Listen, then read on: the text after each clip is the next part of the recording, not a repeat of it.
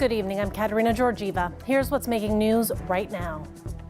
We've been very watchful in regards to who do we see, making purchases of Bitcoin. Once in a while, you have senior citizens who are in that situation where they are getting conned, I would say. Our arson unit, along with our explosive disposal unit, are still on the scene and continuing this investigation. Diwali means light or candle or lighting, and Wali means array of lights. So you keep lights on that day. It was celebrated like that. Thanks for joining us. We begin tonight with a scam alert. The owner of a Petro Canada station in Belle River says he has noticed an alarming number of senior citizens coming into his store to buy Bitcoin. As Dale Molnar tells us in this exclusive report, he has discovered they have been targets of a new phone scam. Amarjit Singh has had this Bitcoin machine in his Petro Canada store for the past 3 months. During that time, he has noticed 12 seniors coming in to buy Bitcoin, but only because they thought they had to pay a fine to the RCMP or the Canada Border Services Agency. He intercepted 2 in the last week. The first case was an individual, a senior citizen came in, and he was on the phone using this machine, and he was talking very loud over his phone. And I asked, at first I thought maybe he was having an argument with somebody. So then he told me that he's been accused of caught in a scam, in a local global smuggling ring, and he has RCMP on the phone with him all day long, and he's trying to sort his case out. And they asked about $6,000 from him through Bitcoin. Singh was able to prevent him from transferring that money, but unfortunately found out he had already sent $950. Then this man came in with a similar story. He was told to put the money there, and he'll get money back into his regular bank account because his bank account was compromised. That's what he told me. According to the Canadian Anti-Fraud Centre, this is a new variation on a scam. Victims are being contacted by the scammers, posing as Canada Border Services agents, being told that the agency has intercepted a package addressed to the victim and that it contains illegal substances. They may ask for personal information or demand money to be transferred. On a cell phone, it can look legit. When you look at the caller ID, it actually says RCMP on the caller ID. It says Canada Border Agency on the caller ID. In both cases in Belle River, police were notified. The OPP say they are investigating. They say being scammed by Bitcoin is especially bad because it's impossible to trace. Unlike a financial institution that we do know are charter banks, once you send a transfer through a bank, you can reverse those charges if they haven't been processed yet, or you know the end user. A lot of times with these cryptocurrencies, we don't know the end user, and once that transaction is sent, it's unreversible. Police say law enforcement authorities never operate this way. They make arrests in person. Police say if you get a call like this, it's always a scam. You should either hang up or get a phone number to call back and then give that to police. There is a warning label on the Bitcoin machine at Singh's Petro Canada, and he has also added one of his own to prevent more people from becoming victims. For now, Singh has instructed his staff to be on the lookout for more victims, but he's considering removing the Bitcoin machine altogether. Dale Molnar, CBC News, Belle River. Celebrations for Diwali continue for members of the local South Asian community. It is the second last day to take part in the festival. CBC's Ashta Shetty was invited into the home of a local Hindu family. Usually, devotees would celebrate the 4th day of Diwali here at the temple. But this year, many South Asians in Windsor are celebrating the festival of lights in their homes. It's a celebration of light over darkness. So this is my puja room. This is where we do daily prayers at home. We don't need to go to the temple every time. This is Lord Ganesh. Everyone knows about him. He's the main god. This is they used to pray here. So normally when we do any ceremonies, most of these ceremonies that Hindus or our culture, Eastern culture, it starts with prayers. Almost all the festivals have a prayer. So anything starts with praying.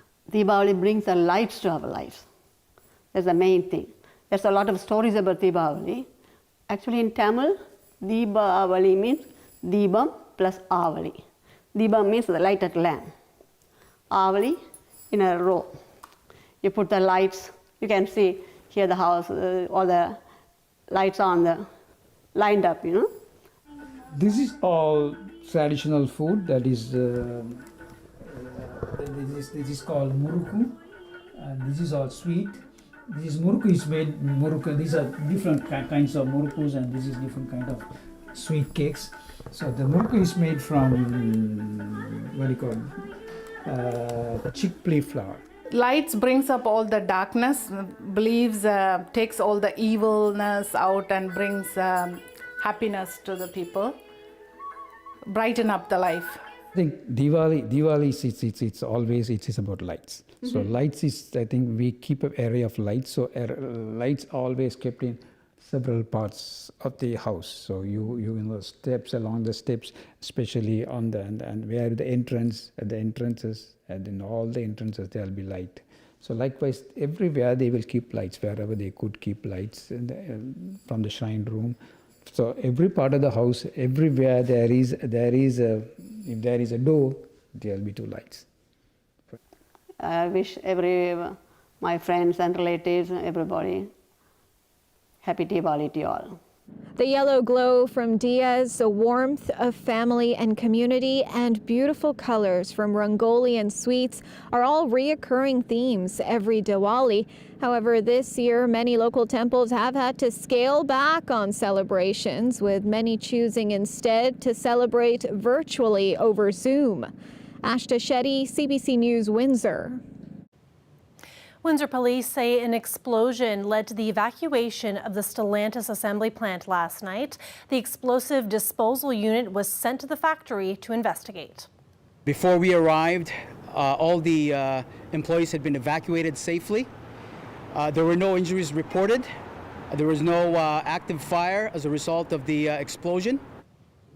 Police found a suspicious package which had exploded in an area used mainly for storage. Officials did not clarify what the package was made of, but they believe this was an intentional act. Stellantis confirmed to CBC News it was aware of an incident in a vacant section of the minivan plant. It added that it was actively investigating the situation and cooperating with authorities. The union representing workers says the factory has been cleared to reopen. Police say the arson unit is still investigating. The border reopens to fully vaccinated Canadian travelers on Monday. While some are eager to get over, for essential workers who already have been crossing throughout the pandemic, they could be looking at a busier commute. And this whole issue of allowing just non-commercial traffic, hopefully a lot of them use the tunnel, because otherwise it's going to back up, and they're going to back up more on the bridge. And with the construction on the bridge, we have the section on the Canadian side. The American side's finally completed.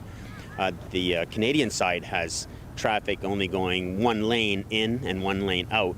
So it's like a pinpoint and a bottleneck up there, so that's going to be an issue as well. If you're not patient in the trucking, it just leads to trouble. You just have to understand every day's different, whether it's the bridge, whether it's snow, whether it's an accident, whether it's traffic, whether it's construction. You just have to go with the flow. Abadi says he is paid by the hour, so he's okay with waiting out the traffic. But some drivers who are paid by the mile will be impacted more. He anticipates that Monday and the following week might be busy, but expects it to slow down, noting that people going over for day trips will likely be deterred by the COVID-19 testing fee. And today, a spike in COVID-19 cases in Windsor, Essex. 3 days ago, we had the fewest cases in months, but today, the most in 3 weeks. The health unit reported 36 new cases this morning, and that means there are 193 active cases in the community. 9 people are in hospital, and another person has died, a woman in her 60s. The Public Health Agency of Canada says the country is bending the curve on the 4th wave of the COVID-19 pandemic. Cases are declining, but the rate of the decline is slowing. The Chief Public Health Officer warns there is the potential for another surge in cases as we head into the colder winter months. Although we are cautiously optimistic about our longer-range trajectory, it is still too soon to fully ease public health measures. If we were to do so, we could expect to see a rapid rise in cases. Dr. Teresa Tam says the virus has proven time and again that it is adaptable, and Canada must remain vigilant against new variants. Tam also says reported cases across the country are now most common among children under age 12. They are the only age group that does not yet qualify to be vaccinated. Windsor's unemployment tops the list of major Canadian cities once again, this time at 9.2%. But there's good news.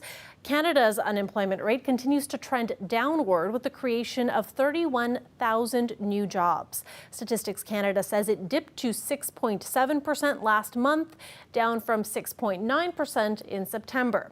It's the fifth straight month the jobless rate has dropped. The hard-hit retail sector saw a big jump in jobs, but accommodations and food service saw declines. Even though employment has returned to pre-pandemic levels, the Canadian Chamber of Commerce says there are still 900,000 job vacancies across the country. The federal government has announced how it will honor veterans and the victims of residential schools with the raising and lowering of the flag on federal buildings.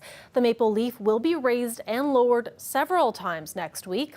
The Minister of Crown Indigenous Relations spelled out the short-term and long-term protocols this afternoon.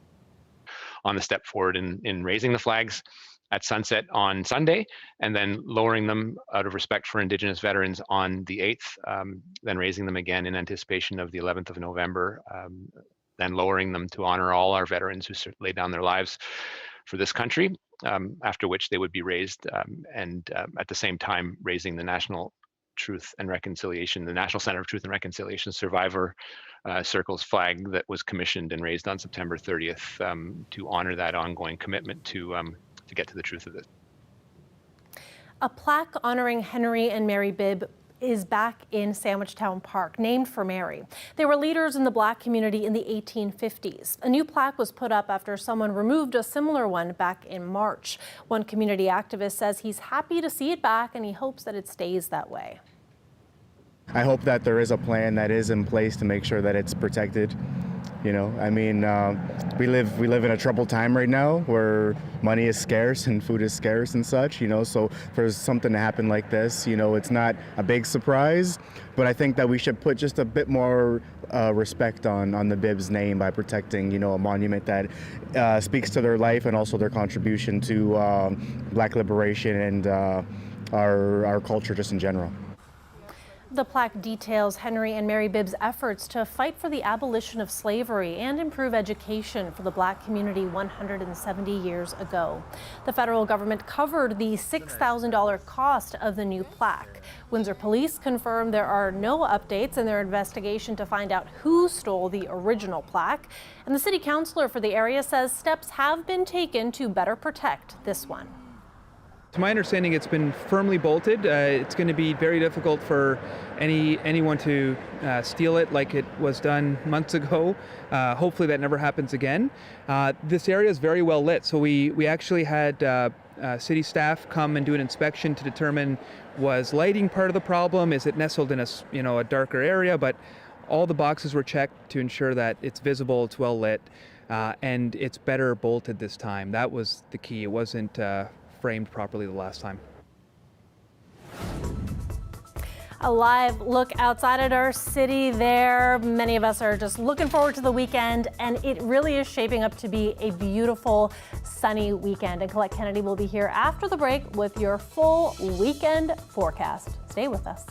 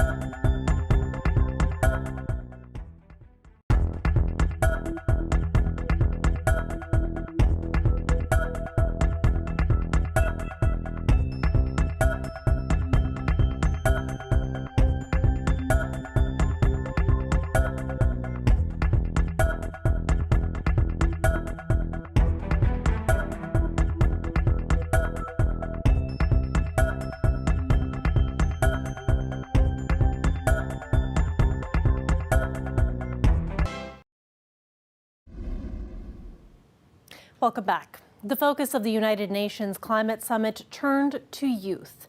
Thousands of young climate protesters marched through Glasgow, where COP26 is being held, demanding world leaders do more to combat global warming.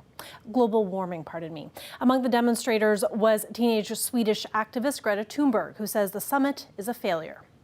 The COP has turned into a PR event where leaders are giving beautiful speeches and announcing fancy commitments and targets, while behind the curtains, the governments of the global north countries are still refusing to take any drastic climate action. World leaders have been talking and making pledges since Sunday. They're focusing on capping the global temperature rise at 1.5 degrees, 1.5 alive as it's being called. Among the pledges are promises to phase out coal/emissions of the potent greenhouse gas methane and reduce deforestation. A moose on the loose in Saskatoon. Okay, stop. Oh, that poor little guy. You get out of town. Stop. The giant animal got lost and was spotted running around outside an elementary school, and it then ran through a window, Colette, and crashed into the school. One student received minor cuts and scratches, but everyone is okay. Conservation officers came and they tranquilized the moose before loading it onto a truck and driving it to safety outside the city. Definitely a very Canadian experience that those students will likely never forget. Colette, that is wild. That is wild and so Canadian. I'm just trying to think what the moose was thinking. Like it was interested in getting its education. I guess so. It wanted to learn with all the kids. Yeah, I love that. I mean, sorry, that one child had some thing. Thankfully, they were minor injuries because, boy, and what a story that kid's going to have to tell for the rest of its life. Let's go ahead and show you what we have in store for you as we're going into this weekend of fall, a beautiful weekend of fall, because the conditions couldn't be nicer, and we get to add to that an extra hour that was taken from us back in the spring, right? Daylight saving ends, and hey, those temperatures are going to be trending upwards above seasonal as well. So many things kind of coming together. I was saying earlier today on a radio program about how so many people, when I talk to them about what their favorite season might be, often it is fall. And, you know, it's such a beautiful, beautiful time of year with all the leaves changing. But I also think, you know, days like today and what's coming this weekend for the weather are the reasons people really love fall when you have days like that. It's going to be crisp, comfortable, and just looking so nice. Okay, here are the current temperatures that we are looking at, from 5 to 7 degrees, and those winds coming in. They're not very strong, but they're coming in from that direction of south to southwesterly. And that we'll be seeing for at least the next 24 hours, and in fact, perhaps a little bit beyond, as the system will eventually be approaching. It's got a lot of ground to cover, though, because have a look here at what's going on. We have high pressure in place, and it's a really large dome, and that's protecting our skies. It doesn't mean we won't have some clouds. Features of the lakes, right? We have the warmer waters of the lakes, so it's not always just lake effect precipitation, but sometimes it just condenses and causes some of that extra cloud cover that we get around the Great Lakes. So variable skies, meaning yes, there's sunshine, but variable through the day. So at times there'll be a little more cloud cover with that sunshine. As we head into Sunday, though, things will be a little bit calmer with those winds, less impact from the lakes, and we'll see even more sun for Sunday. So a dry weekend ahead to make your plans. Make your plans for a slightly cool morning tomorrow morning, though. You can knock a degree or so off of this in terms of what it's going to feel like, because there'll be a slight wind chill. And then tomorrow afternoon, you can just rejoice and enjoy double-digit temperatures. And never mind that, let's head into the mid-teens, shall we? Why not? That's what's going to be happening as we go, whoops, I need to move this. Do not wait till then. Well, I guess you'll be early for everything. This is Saturday night. But mid-teens are going to be coming our way, Cap. I have to thank you for putting in that daylight savings reminder, because I'd kind of blocked it out of my psyche, but now I'm seeing it and I'm like, I guess we all kind of needed that reminder. Yes, and I always like the fall ones. I usually remember the one I block out fall is the spring. backward. That's the thing. I always have to think, wait, what's about to happen? I always forget. Thanks, Colette. Appreciate it. You're welcome. All right, when we come back, we showed you earlier about how some in Windsor are celebrating Diwali. Well, we've been invited into a second home to see how one woman is marking the Festival of Lights for her second year away from India and away from family. That's right after the break.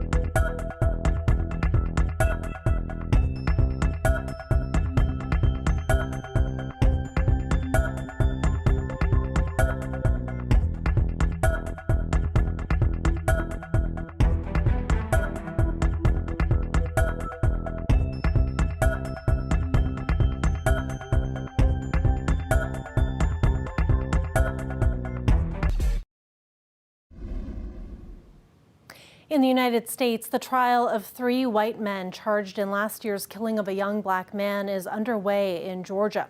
Ahmaud Arbery was shot dead while out jogging in a neighborhood after being chased by men in pickup trucks. CBC's Chris Glover has more, and a warning: the content and particularly the video shown at the trial is disturbing. Let your love that is within us. A prayer vigil outside court in a small city in Georgia, as cell phone video that's already been shared around the globe is now front and center at a murder trial.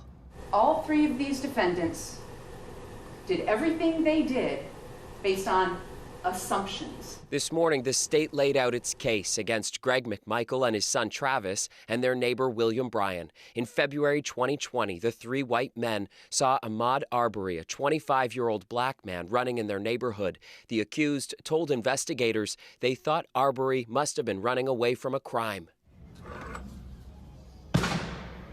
The prosecution says Travis McMichael shot him in the street.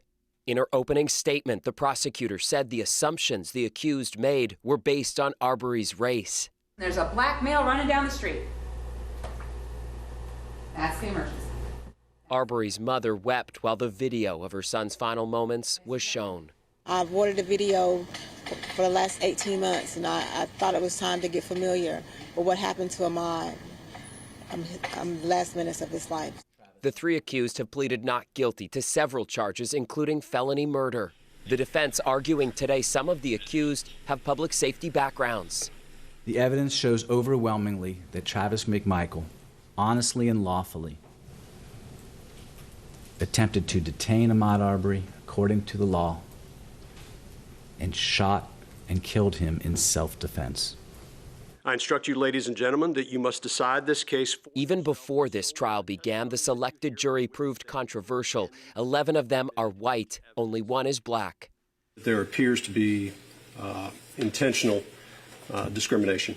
On Wednesday, the judge ruled the defense successfully argued the jury selection was by the book.